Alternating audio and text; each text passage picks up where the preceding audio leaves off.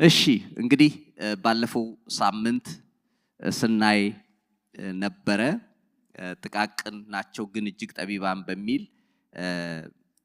ላስት ዊክ አንድ ሐሳብ ተናግረናል። ዛሬም ደግሞ ጥበብን ከፍጥረቱ እንማር በሚል ከዛው የቀጠለ ነው። ግን ለተለያየ ርዕስ መስጠቱ ብዙ ጊዜ አስፈላጊ ሆኖ አይቻለሁ እና ጥበብን ከራሱ ፍጥረት ወይም ከእግዚአብሔር ፍጥረት እንማር ነው ዛሬ የምናየው ርዕስ ማለት ነው። አስተዋይ ሰዎች እግዚአብሔር ከፈጠረው ነገር ይማራሉ ብለናል። እግዚአብሔር በምድር ላይ እያንዳንዱ ነገር ሲሰራ በቃ ድንቅ የሆነ አምላክ ነው። የራሱን ጥበብ ተጠቅሞ ስለሰራ እያንዳንዱ ደግሞ የራሱ የሆነ ኳሊቲ አለው። የራሱ የሆነ የምንማርበት ነገር አለው። በቃ የትኛውንም ነገር ቀስ ብላችሁ ካያችሁት ትደነቃላችሁ። እና ይሄ የእግዚአብሔር እጅ ስራ ነው። በዚህ ውስጥ ጠቢቡ እንግዲህ በዚህ ክፍል ላይ ምን ይነግረናል? 4 ፍጥረቶች አሉ ብሎ እነኚህ ፍጥረቶች ደግሞ ጥቃቅን ናቸው ነገር ግን እጅግ ጠቢባን ናቸው ብሎ ይላል። ጠቢባን ናቸው ይላል እና 6:6 ላይ እዚሁ ምሳሌ 6:6 ላይ ደግሞ ስታነቡ አንተ ታካች ወደ ገብረ ጉንዳን ሂድ ይልና ጥበብን ከሷ ተማር ይላል። አያችሁ፣ አይተህ ዝም ብለህ አድንቀሃት አትለፍ።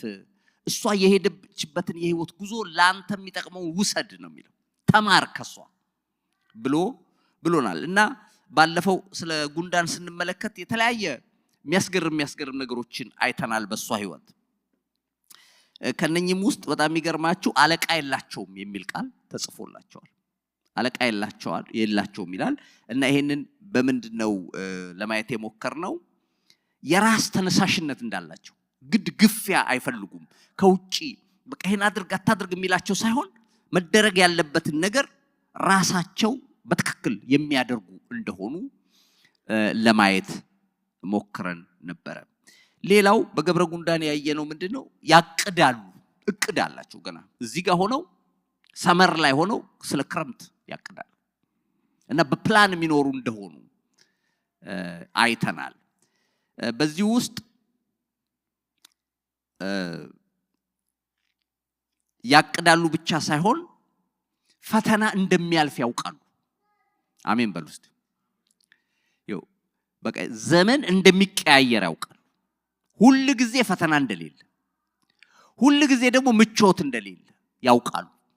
ለየትኛውም ሲዝን ራሳቸውን አዘጋጅተው የሚኖሩ ሰዎች ናቸው። ወይም ህዝቦች ተብለዋል። ህዝቦች ናቸው። በቃ ራሳቸውን ያዘጋጃሉ።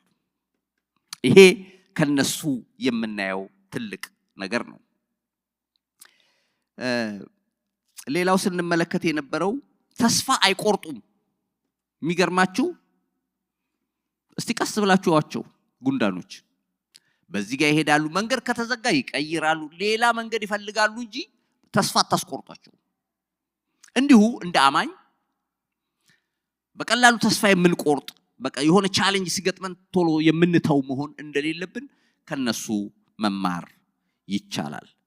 እግዚአብሔር አምላክ የተመሰገነ ይሁን። ተነሳሽነት አላቸው፣ አሻግረው ያያሉ። ትጋት ደግሞ ዋናው መለያቸው። በቃ ትጋት አላቸው። ከዚህ የተነሳ ሁሉ ጊዜ በድል የሚኖሩ እንደሆኑ ተነግሮላቸዋል። እንግዲህ በተለይ ምሳሌ 6 ላይ ያለው ክሊርሊ የሚነግረን ስለምንድነው? አንድ ሰነፍ ስለሆነ ወይም ታካች ስራ ስለማይወድ ሰው የተነገረን። ስለ ታካች በጣም ብዙ ነገር ተናግሯል ጠቢቡ ሰለሞን። ግን ከሚያስቁኝ ወይም ከሚገርሙኝ አባባሎቹ አንዱ ታካች ይላል እጁን በወጨት ውስጥ ይጨምርና ወደ አፉ ይመልሳት ዘንድ አይችልም ይላል። ይደክመዋል። ገባችኋል? የስንፍናውን ትልቅነት እንትን ሲያደርሰው ማለት ነው። በሌላ ቦታ ደግሞ ምን ይላል? ታካች በመንገድ ላይ አንበሳ አለ ይላል። ላለመሄድ እኮ ገባ። አንበሳ ይገለኝ ሂድ ስትለው አይ አንበሳ አለ መንገድ ላይ ይላል። የሰነፍን ጥግ ነው የሚነግረን እና እስከመቼ እጅን ታጥፋለህ? እስከመቼ ትተኛለህ ይላል። እስከመቼ ታንቀላፋለህ ይልና ድህነት እንደወንበዴ ችጋርህም ሰይፍ እንደታጠቀ ሰው ይመጣብሃል። ተነስና ስራ ብሎ ከገብረ ጉንዳን ተማር ብሎ ይናገራል። እሺ ስለ ጉንዳኖች ባለፈው አይተናል። እንዲሁ ለማስታወስ ያክል ነው። ዛሬ ደግሞ የምናየው ሽኮኮዎች ስለሚባሉት እንስሶች ነው። ሽኮኮዎች ይላል ቁጥር 26 ላይ ሽኮኮዎች ያልበረቱ ህዝቦች ናቸው፣ ቤታቸውን ግን በቋጥኝ ድንጋይ ውስጥ ያደርጋሉ ይላል። ሽኮኮ ምትገርም ፍጥረት ነች። ኮኒስ ነው የሚሏቸው በእንግሊዝኛ።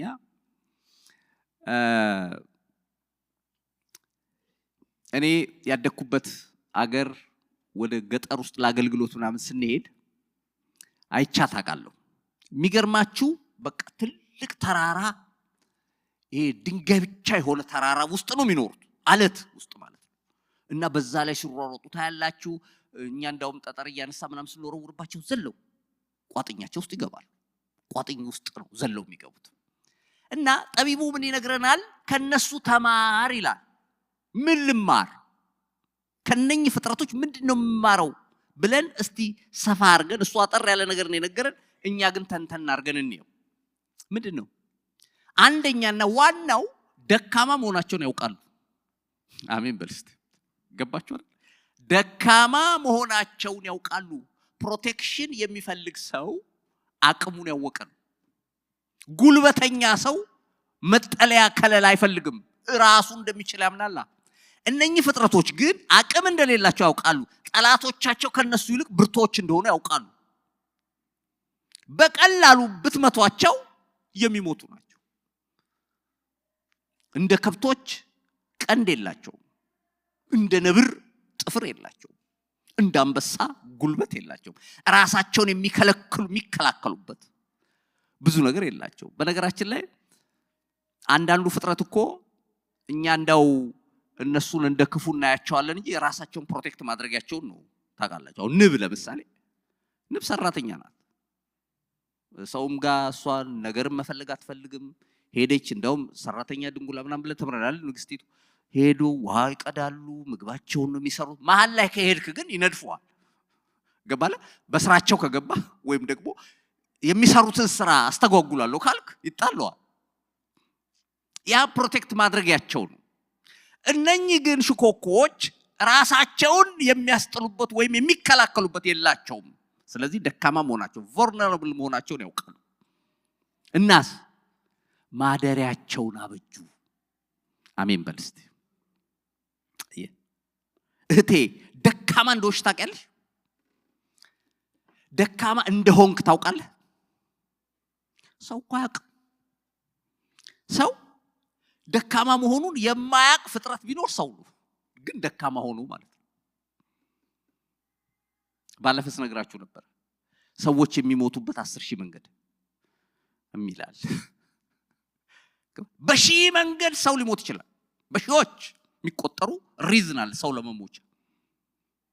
ደግሞ ስትወጣ ይሄ በጣም በክፋት የተሞላ ዓለም እግዚአብሔር ካልጠበቀህ፣ እግዚአብሔር ከለላ ካልሆነ ምን መታመኛ የሚሆን ነገር አለ? ጉልበት ነው። የሆነ ነገር ያድንህ ይሆናል፣ የሆነ ነገር ይከላከልልሽ ይሆናል። ግን ከፍ ያለ ነገር ሲመጣ አይችልም። ጥበብ ነው። አዎ ጥበብ ለብዙ ነገር ሰዎችን አትራክት ያደርጋል። ብዙ ነገርን በቀላሉ መስራት እንዲቻል ያደርጋል፣ ይጠቅማል። ግን ጥበበኛ መሆን ብቻውን ከመከራ ያድንም። ገንዘብ ነው። ገንዘብም የሆነ ነገር ይሰራል። ከዛ ግን አልፎ የማይሰራው ብዙ ሺህ ነገር አለ። እኔ እንደው ይሄን ክፍልም ሳይ ስለ ሴኩሪቲ ወይም ራስን እንዳው የሚጠብቁባቸው ነገሮች ሰዎች ምንድናቸው እያልኩኝ አንዳንድ ነገሮች ሰርች አደረግ ነበር እና አንድ በጣም የገረመኝ ኮመንሊ ሰዎች የሚጠቀሟት ቃል ግን አጠቃቀሟን ቀስ ብዬ ለማየት ሞክሬያለሁ። ፋይናንሻል ሴኩሪቲ የምትባል ቃል አይደለም? እቻን ኮመን ወርድ ነች አይደለም? ባንም የሚናገራት ነች። ግዝብ ብለህ ያት እስቲ አየህ፣ ይው ገንዘቡ ራሱ የሚሰጠው ፕሮቴክሽን አለ ተብሎ ይታመናል። ደግሞም እውነትም ነው አይደለም? ሰምሃው የሆነ ነገር ያደርጋል፣ ይጠብቃል። የሆነ በጣም እኔ ነኝ ያለ በግንብ አጥር ውስጥ የሚኖር ሰውና ሆምለስ ለአደጋ ተጋላጭነታቸው እኩል አይደለም። የሆነ ነገር ይጠብቃል ማለት ነው። ግን ጠንከር ያለ ነገር ሲመጣ ሆምለሱም እዛ ግንብ ውስጥ ያለውም ሰው አንድ የሚሆኑበት ጊዜ አለ። እንዳውም ሆምለሱ ተርፎ ግንብ ውስጥ ያለው ሰው ሊሞት የሚችልበት አጋጣሚ አለ። መሬት መንቀጥቀጥ ለምሳሌ ቢመጣ ያስጥለኛል ያለው ቤት ቀብሩ ሊሆን ይችላል አይደለም? ምን ልነግራችሁ ፈልጌ ነው? አዎ የሆነ ነገር ፕሮቴክትድ ሊያረገን ይችላል ከሆነ ነገር። ግን ሽኮኮ በመድፍ ብትመታው ብልጭ ብሎ የሚሄድ አለት ውስጥ ነው ራሱ ነው የሚጨምረው። ስለዚህ ኃያላን ቢመጡ በሄሊኮፕተር ቢመጡባት በአውሮፕላን እንኳን ትደብደብ ቢባል እሷን ማግኘት አይቻልም። የገባችበት አለት የሷ ጉልበት ሆኗል። አሜን በል እስቲ። ኢየሱስ የተባረከ ይሁን። የሷ ጉልበት ደካማ መሆኑን ስላየች ስላወቀች ቅጥር ውስጥ ገባች። አንዴ ትዝ ይለኛል እንደውም ለመጀመሪያ ጊዜ ኮቪድ እንደተዘጋ ማርች 21 ነው 22 ነው እሁድ መሰለኝ 2020 እና እዚች ጋር ቆሜ ፓስተር እንዲዛጋው ቆሞ እየቀረጸኝ ነው ያስተማርኩት የመጀመሪያው ሚቲንግ እና ሰው የለም ያው ሁለታችን ብቻ ነን። እና አንድ ምሳሌ ሰጥቼ ነበር። እንግዲህ ያ ጊዜ ብዙ ይታይ አላቅም። አንድ እንጨት አመጣሁና ሁለት እንጨቶች አመጣሁ። ሁለት ቀጠን ያሉ እንጨቶች ናቸው።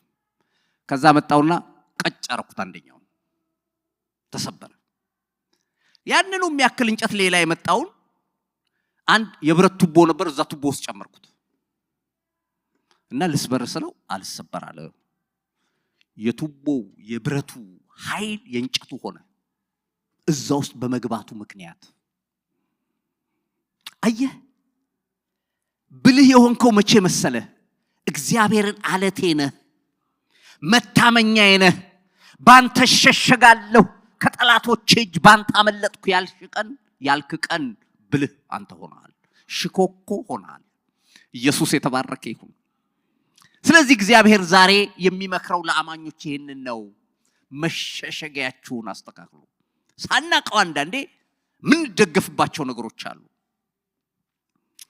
ግን እግዚአብሔር ደግሞ አቤት ሲያራግፍ እኮ ታውቃለህ። መደገፊያ ያረከውን ነገር ቀስ ብሎ ያስጥላል። ቅድም እንዳነሳሁት ሰዎች የሚተማመኑባቸው የተለያዩ ነገሮች አሉ ብለናል አይደለም? ጥበብ፣ ዕውቀት፣ ገንዘብ በዙሪያ ያሉ ዘመዶቻችን ራሱ ሊሆኑ ይችላሉ። ታውቃለህ፣ መታመኛ መከለያ ሊሆኑን ይችላሉ በዙሪያችን ያሉ። እና አንዳንድ ሰው አይተሃል፣ ኧረ እኔ አጎቴ እስካለ ድረስ ምናምን ብሎ በጣም በኮንፊደንስ የሚናገር ሰው አለ። ጥሩ አይደለም። አሜን በሉ እስቲ። ምክንያቱም መጽሐፍ ቅዱስ አንተ የተማመንከው በማን ነው? በዛ በግብፅ ንጉስ በተቀጠቀጠ ሸምበቆ ነው ወይ ብሎ ይጠይቃል። እሱ ቢመረኮዙት ይሰበራል፣ ተሰብሮም በእጅ ውስጥ ይገባል ይላል፣ ያቆስላል ይላል። እና የምትደገፍበትን ማወቅ አለብህ። አንዳንዴ መደገፍ የማይገባን ነገር ላይ ተደግፈን ሰዎቹ ሰብረን ሁሉ የምናውቅበት ጊዜ እንዳለ ወቁ። ስለዚህ በምንም ተአምር መደገፊያችሁ መታመኛችሁ ከእግዚአብሔር ውጭ እንዳይሆን ተጠንቀቁ። አለበለዛ እግዚአብሔር እንዴት አድርጎ እንደሚያወጣ ባለፈ አንድ እንትን ሰምቼ ነበር። ወደ መገናኛ ታክሲ ሊይዝ ቆምኩ ያለ አንድ ወጣት እና ምን አለ፣ ራይድ ነው የሚባለው አይደለም ኢትዮጵያ ታክሲው፣ ራይድ ልጠብቅ ፈለግኩ አለ። ወደ መገናኛ ነው የሚሄደው። ከዛ ራይድ ልደውል ስል አንድ ሰው የቀረው አንድ ሰው የሞላ የሚል ታክሲ መጣል። የሞላ አንድ ሰው የቀረው አለ። ከዛ ኦኬ ራይድ ከምጠራ አንድ ሰው የቀረው ታክሲ ካለ ገብቼ መገናኛ ነው የሚለው አለ። ገባው። ገብቼ ቁጭ እንዳልኩ አሁንም ከፈተና አንድ ሰው የቀረው የሞላ አንድ ሰው አለ። እንዴ ለዚህ ሰውዬ አንድ ሰው እኔ አይደለሁም ማለት ነው አልኳል። እንዴ አንድ ሰው ብሎ ገብቼ እንዴት አልሞላውም ስል አንድ ሰው የቀረው የሞላ አለ። እንደገና የሆነ ሰውዬ ሲገባ አሁን በቃ ሁለት ሰው ነው ማለት ነው ስል አረሱ አልበቃውም ማለት አሁንም በመስኮት ወጥቶ አንድ ሰው የቀረው ይላል። ከዛ ለዚህ ሰውዬ አንድ ሰው ስንት ሰው ነው አልኳል። ከዛ ሶስተኛ ሰው ሲገባ በቃ ብሎ ዘጋ አለ በሩ። ለዚህ ሰው አንድ ሰው 3 ሰው ነው ማለት ነው። ስለዚህ አንድ ሰው ሲጎዳ 3 ሰው ነው የሚጎዳው ማለት ነው። ይሄ ሰው አንድ ሰው ሲጠቀም ደግሞ 3 ለሱ አንድ ማለት 3 ነው እያልኩ እየሄደ ታክሲው መገናኛ አካባቢ ሲደርስ ወራጅ አልኩት አለ። እሺ አለና በር ከፍቶ አወረደኝ አለ። ከዛ ሰዎች ግር ብለው መጥተው ሊገቡ ሲሉ አሁን ሞልቷል አለና ዘጋ አለ። ቆምኩ አለ። ደነገጥኩ። እንዴ ስወጣ ያልሞላሁት ስወርድ እንዴት ሞላሁት አልኩ አለ። ገባ እንዴ ስገባ ነበር መሙላት የነበረብኝ ስወጣ እንዴት ሞላሁ አለና እንዴ አለ። አንዳንድ ሰዎች በህይወታችን ከሚገቡብን ይልቅ ሲወጡልን እንሞላለን አለ።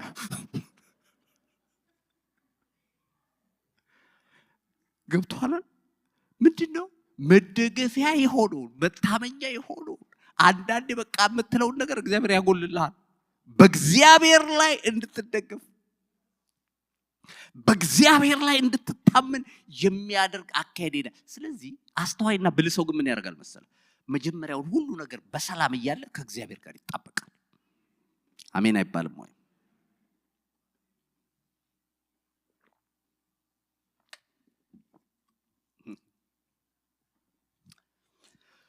ጉልበቱን የሚያውቅ ዳዊት በሁለተኛ ሳሙኤል ምዕራፍ 22 ቁጥር 2 ላይ እንደዚህ ብሏል።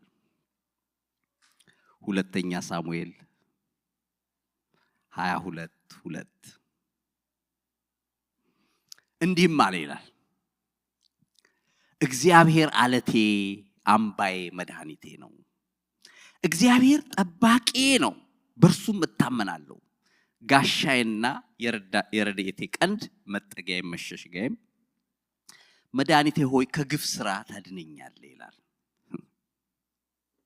ይኸው ከላይ ቁጥር 1 ላይ ሳውል ዳዊት እግዚአብሔር ከሳኦል እጅና ከጠላቶቹ እጅ ባዳነው ቀን የዚህን ቅኔ ቃል ለእግዚአብሔር ተናገረ ይላል። ያው ዝማሬ ነው እንደምታውቁት የዘመረው። አቤት አለ አለቴ እኮ አንተ ነህ፣ አምባዬ ነህ፣ መጠጊያዬን ስትቆ ሊገሉኝ ነበራል፣ አስመለጥከኝ እየሰወርክ እየከለልክ እንጂ ደካማ ስለነበሩ አይደለም ጠላቶቼ ያለ። ኃያላን ናቸው ነገስታት ናቸው እኮ ቀስት የታጠቁ ጦር የታጠቁ ነበሩ። ነገር ግን አለቴ ስለሆንክ አምባዬ ስለሆንክ እዛ ውስጥ ተሸሸኩና ሰውረህ አስመለጥከኝ።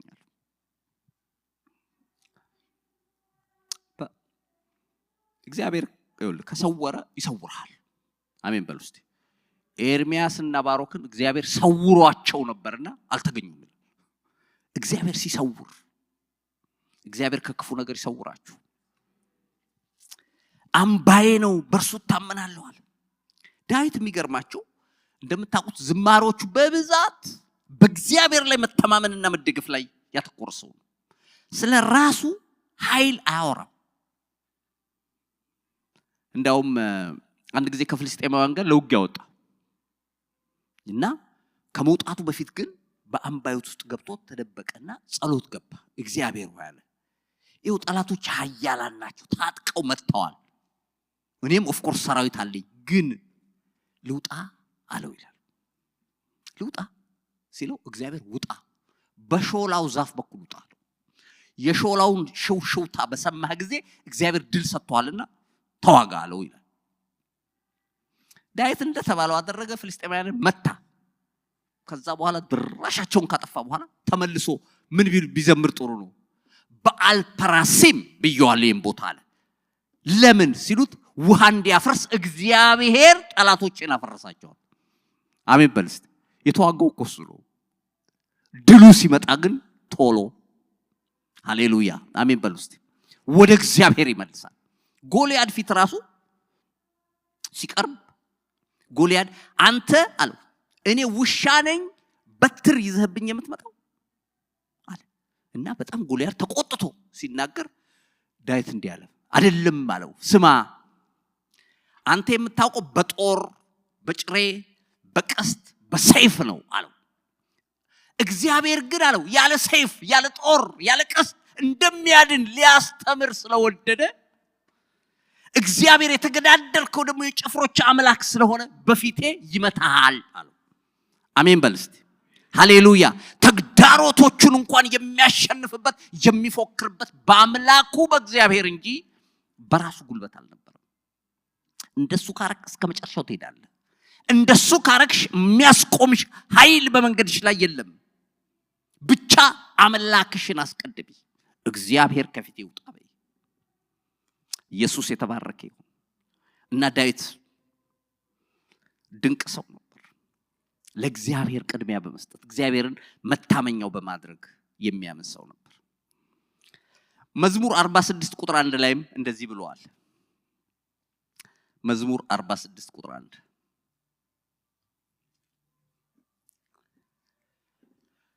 አምላካችን መጠጊያችንና ኃይላችን ባገኘን በታላቅ መከራ ረዳታችን ነው። ስለዚህ ምድር ብትለዋወጥ ተራሮች ወደ ባህር ልብ ቢወሰዱ አንፈራም።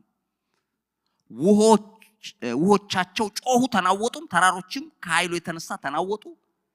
የወንዝ ፈሳሾች እግዚአብሔርን ከተማ ደስ ያሰኛሉ፣ ልዑልም ማደሪያውን ቀደሰ ይላል። እግዚአብሔር በመካከሏ ነው፣ አትናወጥም።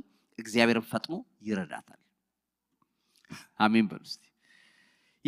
ይሄ ክፍል ምንድነው መሰላችሁ የሚላችሁ? እግዚአብሔር አምላካችን መጠጊያችን ነው ይላል፣ ኃይላችን ነው፣ ባገኘን በታላቁ መከራ ረዳታችን ነው አለና ምድር ብትነዋወጥ ተራሮች እየዘለሉ ወደ ባህር ልብ ቢገቡ እኛ አንፈራም። ይሄ አሁን ትክክለኛ ነገር አይደለም አይደል? ዝም ብላችሁ ካሰባችሁ እንዴት ነው የማይፈራው? መሬት ላይ ቆሞ መሬት እየተናወጠ እንዴት አይፈራም? ተራሮች ተነቅለው ባህር እየገቡ እንዴት አይፈራም? አልፈራም ማለት ለምንድን ነው ሲባል እግዚአብሔር በመካከሏ ስለሆነ። ሃሌሉያ። አትናወጥም ይላል። እግዚአብሔር ረዳቱ ስለሆነ ይጠብቀኛል ይላል። ተስፋ ያረግነው ዛሬ ምንድነው? ከሽኮኮች ተማሩ የተባልነው በእግዚአብሔር ላይ መደገፍን መተማመንን ነው። በመጽሐፍ ቅዱስ ውስጥ በራሳቸው ኃይል የሞከሩ ጠፍተዋል።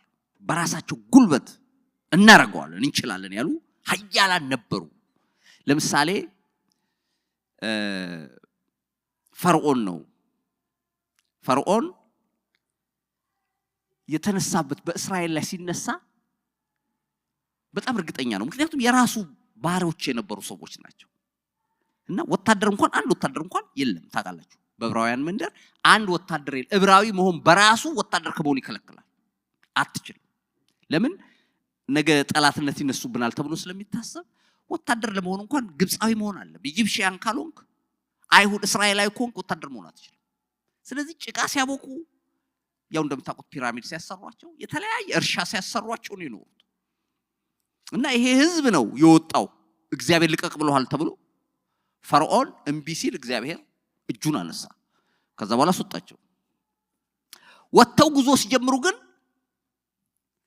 በጣም ተበሳጨና አለ እስካሁን ስንት ዓመት 430 ዓመት ሙሉ ባሪያ ያረኩት ህዝብ እንዴት ሆኖ ነው የሚያመልጠው? እንዴት ሆኖ ነው ሲሄድ ዝም ብዬ የማየው ብሎ ተነሳ እና አይ አለቀውም እከተላቸዋለሁ አለ። ምዕራፍ 14 ላይ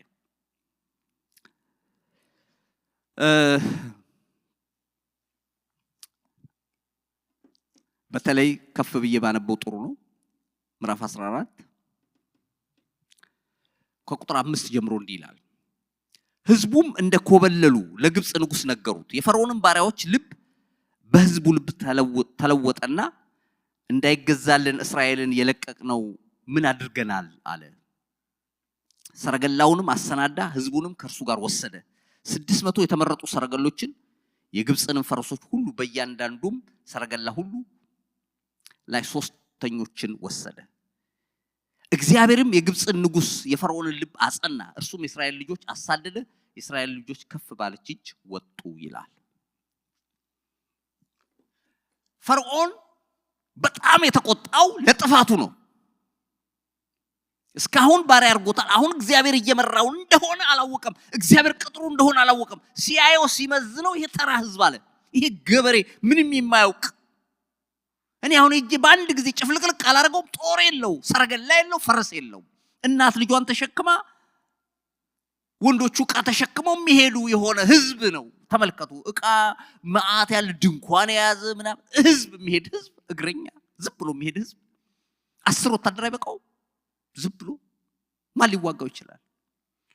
ግን እግዚአብሔር ከሱ ጋር የነበረ ህዝብ ነው። ስለዚህ መጽሐፍ ቅዱስ እንደዚህ ሞዓብ ንጉስ አይቷቸው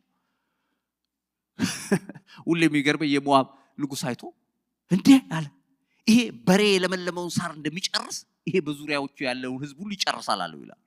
ግን እኮ ብርቱ ህዝብ አልነበረም። የእግዚአብሔር ሞገስ በመካከላቸው ግን ነበረ። ከዛ አሳደዷቸው፣ ተከተሏቸው።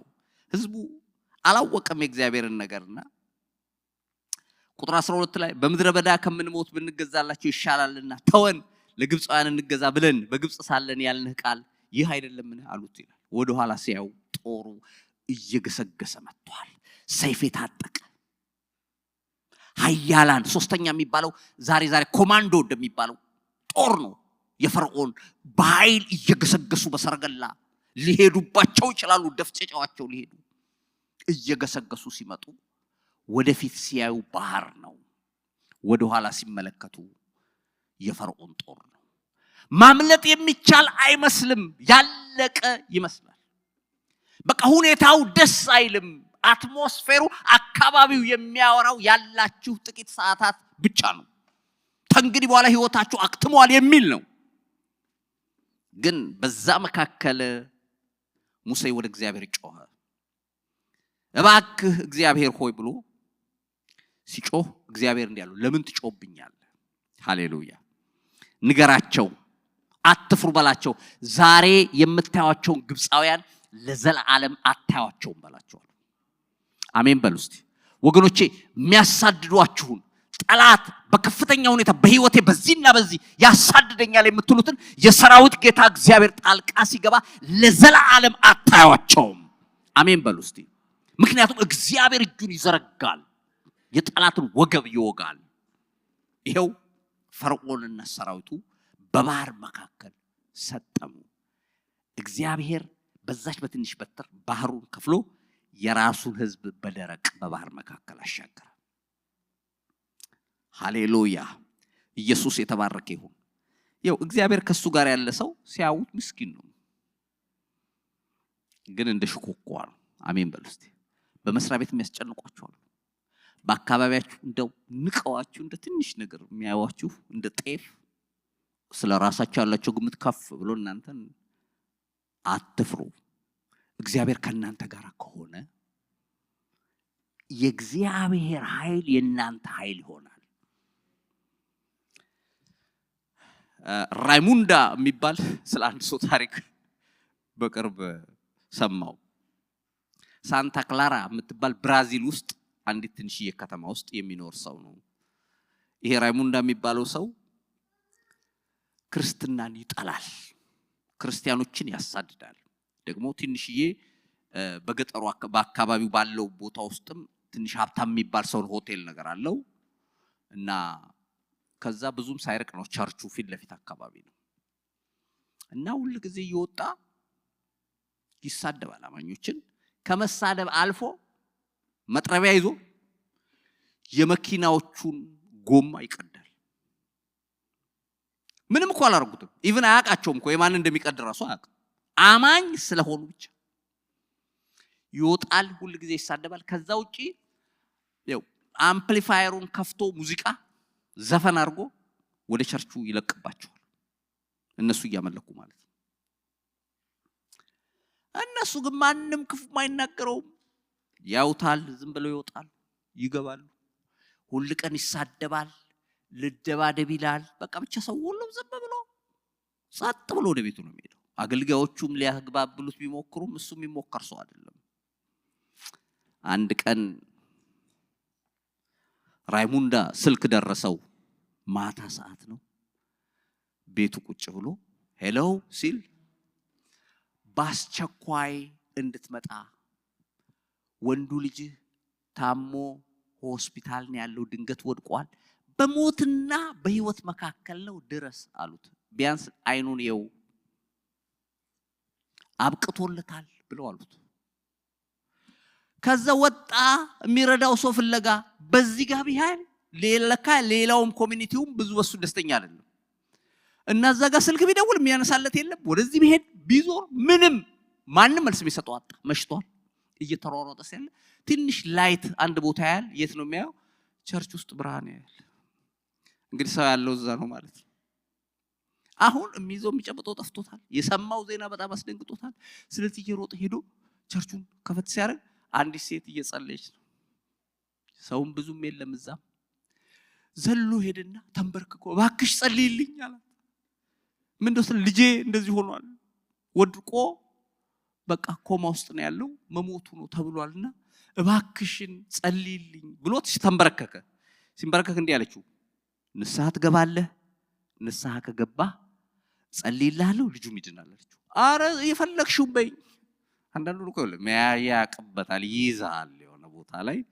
የፈለከውን በለኝ ሰማሃለሁ የምትልበት ቦታ ያስገባሃል አልሰማካል ከዛ ያዘው እሺ አለ ንስሐ ግባ እሺ ገባለሁ በቃ በይኝ የምትይውላል አለ ተጸልዮ ልክ እንደ ስልክ ይፈልጋል ተባለ ሮጦ ሄዶ ሲያነሳ ልጁ ደህና ሆኗል ተነስቷል እና መተህ አግኘው ተብሎ ጤናማ ልጁን ሄዶ እንደተረከበ ሰማው ከዛ በኋላ የሚገርማችሁ ቡና ቤቱ የባይብል ስተዲ ሆነ የወጣቶች እና ልጁ ራሱ ያ ልጁ ወደቀው ጊታር ተጫዋች ሆኖ ዘማሪ ሆኖ አሁን እንዳለ ቸርቹ አካባቢ ወርሶታል አሜን አትሉ ይሁን ኃያላንን የሚያንበረክክ ጌታ ነው የትኛውም ዝም ይላል ግን ዝም ሲል ግን አንዳንድ ሰዎች ይሳሳታሉ ዝም ሲል እግዚአብሔር ዝም ካለ መደንገጥ ነው የሚያስፈልገው ምክንያቱም በሚነሳበት ሰዓት ከባድ ስለሚሆን ሌላው መጽሐፍ ቅዱስ ውስጥ በጣም የገረመኝ ነገር ልንገራችሁ እግዚአብሔር ስለ ራሱ ሲናገር ስለ ፕሮቴክሽን ወይም ስለ ከለላ ሲናገር በክንፎቹ በታች ይሸፍናል የሚል ቃል ይጠቀማል መዝሙር 91ን በጣም የምናውቀው ቃል ነው እስቲ እሱን ትንሽ እናንብበው መዝሙር 91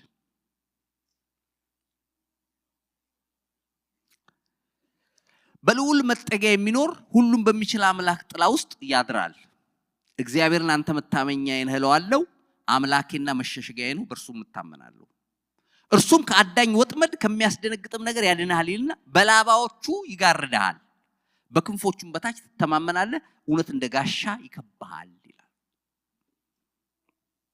ከሌሊት ግርማ በቀትር ከሚበር ፍላጻ ምናምን አትፈራም ከማለቱ በፊት ግን መጀመሪያ የሚነግርህ ምን መሰለህ በልዑል መጠጊያ ውስጥ አድረሃል ወይ ነው ካድር ከታች ያሉት በሙሉ የተወለዱ ናቸው ወይም ደግሞ ውጤቶች ናቸው ብቻ ማደሪያ ውስጥ ከገባ በጥላው ውስጥ ከተሸሸክ አንተ እዛ ውስጥ ስላለ ነው የሁሉ ነገር የሚሆነው በልዑል መጠጊያ ውስጥ ስታድር ሁሉም በሚችል አምላክ ጥላ ውስጥ ነው የምታድረው በማንም የማይሸነፍ የማይረታ ነው ከሌሊት ግርማ በቀትር ከሚበር ፍላጻ በጨለማ ከሚሄድ ክፉ ነገር ከአደጋና ከቀትር ጋኔል አትፈራም ባጠገብሽ በቀኝ 10 ሺህ ይወድቃሉ ወደ አንተ ግን አይቀርቡም በአይን ብቻ ትመለከታለህ የኃጢያንን ብድራት ታያለህ ይላል እግዚአብሔር ጠበቃው ከለላው የሆነለት ሰው ይህንን አጠቃቀም ጌታ ደግሞ በማቴዎስ 23:37 ላይ ተጠቅሞ እናገኛለን ማቴዎስ 23:37 ምን ይላል ኢየሩሳሌም ኢየሩሳሌም ሆይ ነቢያትን የምትገድል ወደ እርሷም የተላኩትን የምትወግር ዶሮ ጫጩቶቿን በክንፎቿ በታች እንደምትሰበስብ ልጆችሽን ሰበስብ ዘንድ ስንት ጊዜ ወደድኩ አልወደዳችሁም ይላል ይሄ ነገር ክሊር እንዲሆንላችሁ አንድ እውነተኛ ታሪክ የሰማሁትን ልንገራችሁ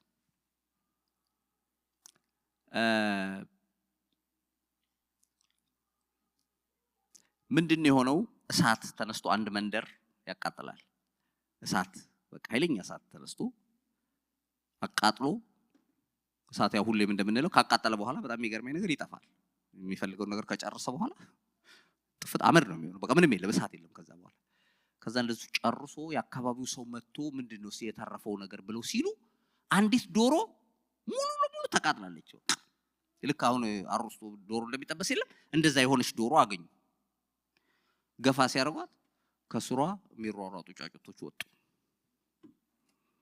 ወደ 7-8 የሚሆኑ ጫጩቶች እየተሯሯጡ ከነ ህይወታቸው ከኔ ማጅን ይሄ አይገልጥልህ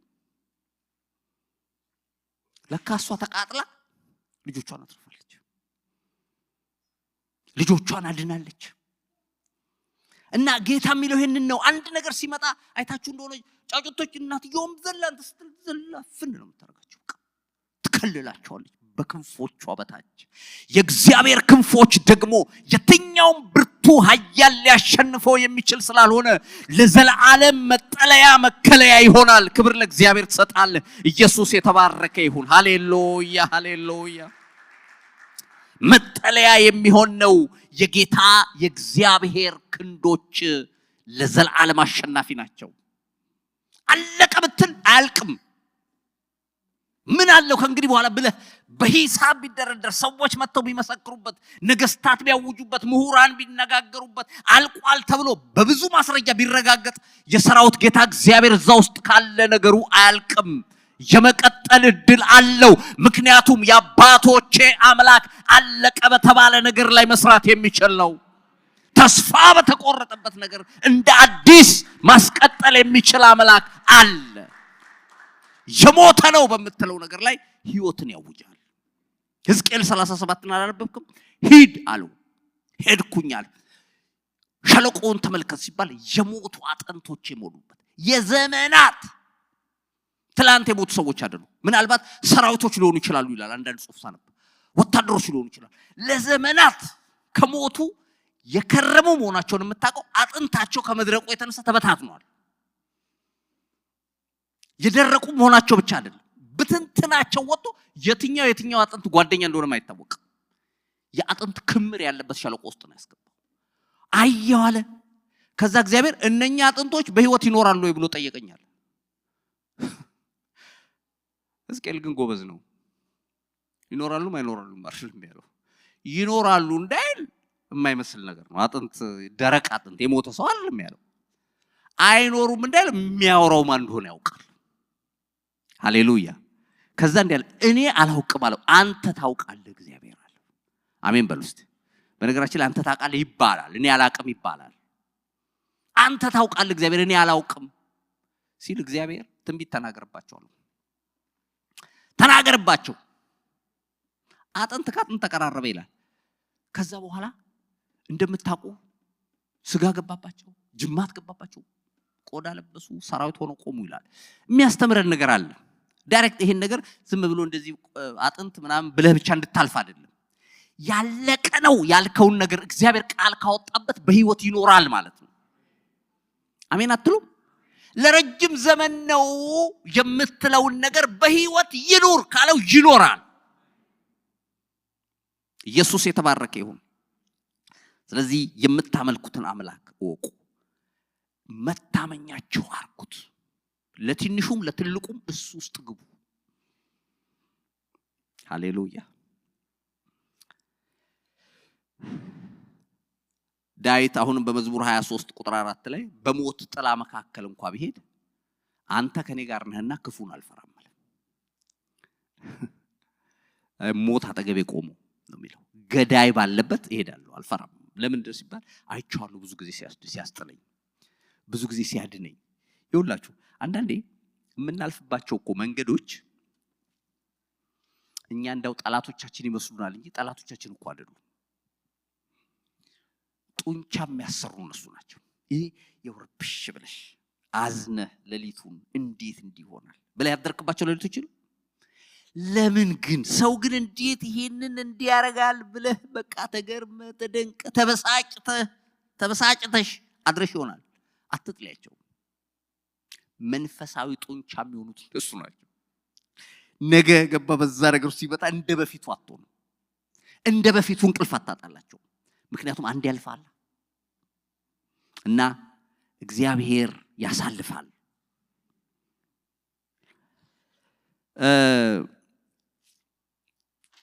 በተለይ ሌላው እንስሳ ከዚሁ ጋር በተያያዘ የዛሬ እንግዲህ 13 አመት ምናምን መሆኑ 2012 አካባቢ ስለ ንስር ክርስቲያን አስተምሬ ነበር እና እዛ ላይ አንዱ የንስር አስደናቂ ነገር የንስር አሞራ አስደናቂ ነገሩ ምን እንደሆነ ታውቃላችሁ ቤቱን በአለት ውስጥ ነው የሚያደርገው። አይገርማችሁ? አሁን ከንስር ኃይለኛነት የተነሳ አሁን the king of birds አይደል የሚባለው? ልክ አንበሳ የአራዊቶቹ እንደሆነ በሰማይ ያሉት አዋፋት ንጉስ ተብሎ የሚጠራው ንስር ነው። የሚያስፈራው የለም በነገራችን ላይ ከአዋፋት ውስጥ እሱ ነው። ያው ምናልባትም ቁራ ይሄ አሞራ ጥቁሩ አሞራ አይደል? እሱ ነው የሚተናኮለው የሚባለው። እሱም ደግሞ የሚተናኮለው ምንድነው? አደገኛ ነው በነገራችን ላይ። ይሄ እንደምታዩት ቋቋቅ እንደሚለው ብቻ ዝም ብሎ ተራ እንዳይመስላችሁ፣ ተንኮለኛ ነው። እና ምንድነው የሚያደርገው? ንስሩ እየበረረ ከኋላ መጥቶ እዚህ ጋር ነው የሚነክሰው ይባላል። እንግዲህ በጥናት የተገኘ ነው። እዚህ ላይ መጥቶ ይነክሰዋል። ሲነክሰው ንስሩ አይታገልም፣ ልታገልም ብልም አይችልም። አስቡት፣ እጁ ከፊት ነው ያለው፣ እንደዚህ ዞሮ ሊያነሳው አይችልም። በአፉ በጣም አደገኛ ነው ፒኩ፣ በሱ ሊነካው አይችልም። እዚህ መሃል ላይ ነው ያዘው። ስለዚህ ንስር ምን እንደሚያርክ ታውቃላችሁ? ቀጥ ብሎ ከፍታውን ይጨምራል፣ ብድግ ይላል እና ቁራ ሄዶበት የማያውቀው ከፍታ ውስጥ ይከተዋል። ተግባባን? ህመሙን እየቻለ ከፍ አድርጎ ሲያስገባው እዛ አትሞስፌር ውስጥ ሲገባ ቁራ መተንፈስ አይችልም። ተግባባን? ንስር ግን ኑሮ ነው እዛ እንደ አውሮፕላን ነው ሲሄድ የሚውለው። በነገራችን ላይ እንደዚህ አያራግፍም ንስር። ከዛ አሞራው ከዛ ላይ በአየር ላይ እየተሽከረከረ መውደቅ ይጀምራል። አቅም የለውም መተንፈስ ስለማይችል ማለት። ከዛ በተረፈ ግን በምድር ላይ ምንም ነገር ይሁን ጉልበተኛ ነኝ ኃያል ነኝ ብሎ አይፎክርም። በአለት ውስጥ መኖሪያውን ያደርጋል። እስቲ መጽሐፍ ቅዱስ አንድ ጥቅስ ላንብብላችሁ። ኢዮብ 39:27 ላይ የሚለውን እንይ። ኢዮብ 39:27 በአፍህ ትእዛዝ ንስር ከፍ ከፍ ይላልን? ቤቱንስ በአርያም ላይ ያደርጋልን? በገደል ላይ ይኖራል፣ በገደሉ ገምገምና በጥጉ ያድራል። በዚያም ሆኖ የሚነጥቀውን ይጎበኛል። አይኑ በሩቅ ትመለከታለች፣ ጫጩቶቹ ደም ይጠጣሉ። በድን ባለበት ስፍራ እርሱ ደግሞ በዚያ ያለ ይላል። በአፍህ ትእዛዝ ንስር ከፍ ከፍ ይላልን? ቤቱንስ በአርያም ላይ ያደርጋል ብሎ ይጠይቃል። ቁጥር 27 ቤቱን እንደ ጎግል አድርጋችሁ ምናምን ተመልከቱ። ሁለት አይነት ነው የሚጠቀመው። በጣም ትልቅ ዛፍ ካገኘ እዛ ላይ ኔስቱን የሚሰራውን ጎጆ እንዳውም ባለፈ አዲስ አበባ ማነው በአሜሪካ ጥናት ተደርጎ ይሄ ጎልደን ኢግል የሚባለው እሱ ነው። በጣም የአሜሪካ ነገር እንደምታውቁት አርማቸው የተገኘው አንዱ የሱ መኖሪያ ሲያነሱት ክብደቱ ከአንድ ትንሽዬ መኪና እኩል ነበር የሰራው ቤት ማለት ነው። ከዛ በተረፈ ግን እሱ ብዙ ጊዜ የሚኖረው አለት መሃል ላይ ይሄ ከፍ ያለ አለት ላይ እዛ መሃል ቤቱን አበጅቶ ነው የሚኖረው። ለምን መሰለ? ጉልበተኛ ነኝ አይልም። ከሱ በላይ ሌላ ኃይል እንዳለ ያውቃል። ስለዚህ ቤቱን ያበጃል።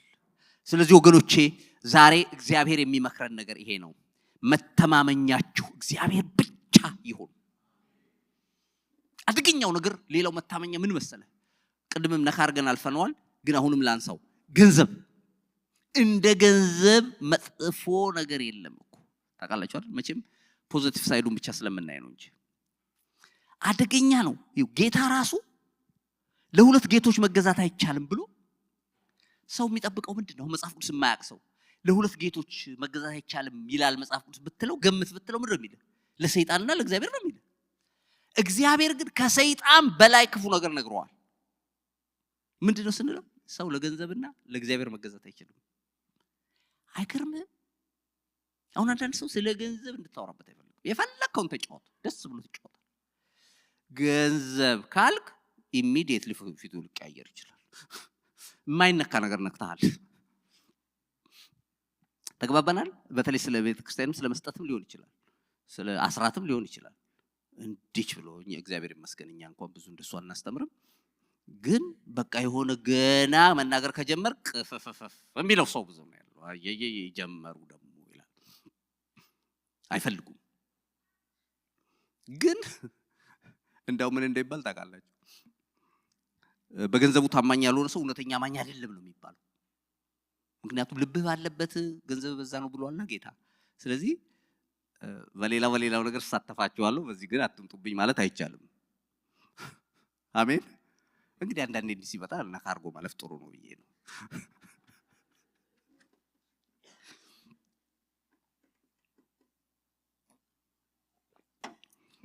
አለዛ እንዴ አገር ቤት እኮ ልንገር ሙሉ ወንጌል ምናምን የኖራችሁ ሰዎች ካወቃችሁ ብዙዎቻችሁ እንኳን ውጭ ሀገር ነው የኖራችሁ ታጣቁ አስራትን ታቆምክ የቤተክርስቲያን ሽማግሌዎች ይጠሩሃል አንድ ጊዜ ፈልገን ነበር ይሏል አቤት ስትል ምን ቸገረ ወይ ንርዳ ሰሞኑን ስናይ አስራትም የለም ስምህም አይታይም ያናግሯል ገባለ በሲሪየስ ካቸገረህ ችግር የለም ቤተክርስቲያን ልትረዳህ ትችላለህ ግን እንዴት አድርገህ ነው አስራትን ያቆምከው ብሎ ይጠይቋል ገባህ ስለዚህ አትደራደር ባመንክበትም ባታምንበት ራሱ ትሰጣለህ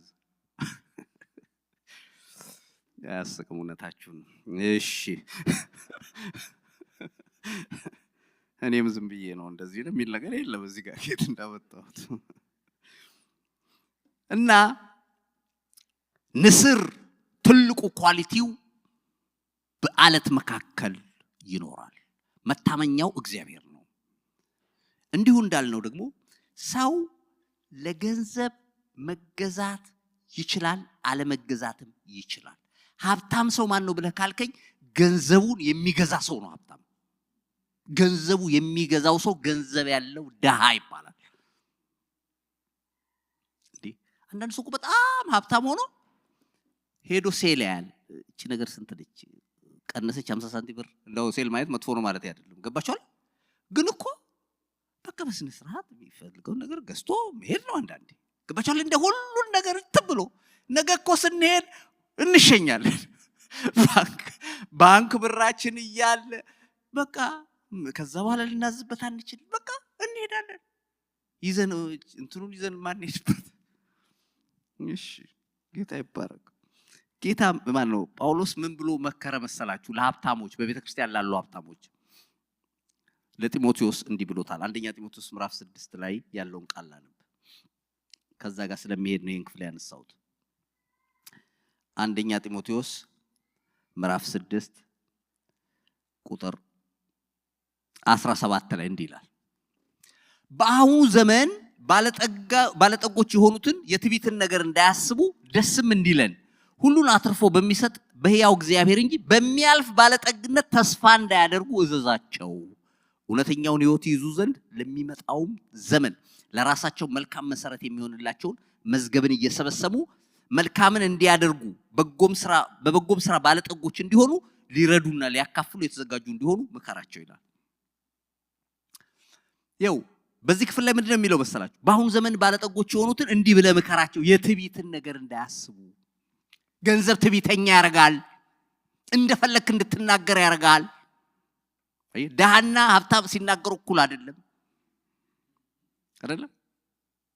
ብዙ ጊዜ የምለው ነገር አለ አሁን አገር ቤት በተለያው እዚህ ሀገር እንኳን ደሃው ምኑም በልቶም ጠጥቶም ስለሚኖር ስለሚያድር እዛ ግን ልዩነት አለው አይደለም የኑሮ ሁኔታ ከፍና ዝቅ ያለ አሁን አንዳንድ በጣም የሚያምር ጥሩ ቁመና ያለው ሰው ገንዘበኛ ሆኖ ልታገኘው ትችላለህ እና ይሄ ሀብታሞች ግቢ ብርግድ አርጎ እሳቸው ሬንጅ ሮቨር ይዘው ወሎ ሲገቡ መስታወታቸው ዝቅ አርገው እንዴት አረፈርክ ስለ ደህና ዋሉ ጋሼ ደህና እንትኖቹን አስገብታል አዎ አስገብቻለሁ እነኛ ባለፈ ነገርኩ ነው አድርግ ያለው ጋሼ ይላል ብሎ ገብተው እሳቸው ካስፈለገ ይቆጣሉ አንተ መተህ እንትኑ ለምን ያላረከው ምናምን ሽቁጥቁጥ ብሎ በእድሜ ሁሉ ሊበልጣቸው ይችላል ያረጋሉ ግን ይሄም ሰውዬ ጌታዬ ያስባለው ያ ሬንጅ ሮቨር በሰጠው እንደዛ ጌታዬ የሚል ይመስላል አይልም ልዩነት ያመጣው ትህትናውን የሱንም ያመጣው ድህነቱ ነው የሳቸውንም ትምክት ያመጣው ብልጥግናቸው